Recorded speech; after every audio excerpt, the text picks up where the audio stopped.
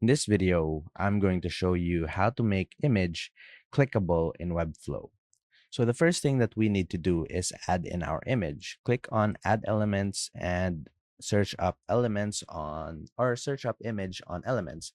Now once you've searched it up, drag it inside your section and choose the image that you want. So I have a stock photo right here and minimize the image so that we can see it much clearly.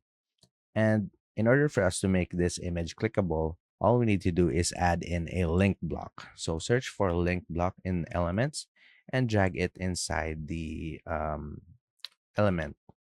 What we need to do next is make sure that our image is inside the link block. So as you can see, I'm dragging the image right here to fit inside the link block.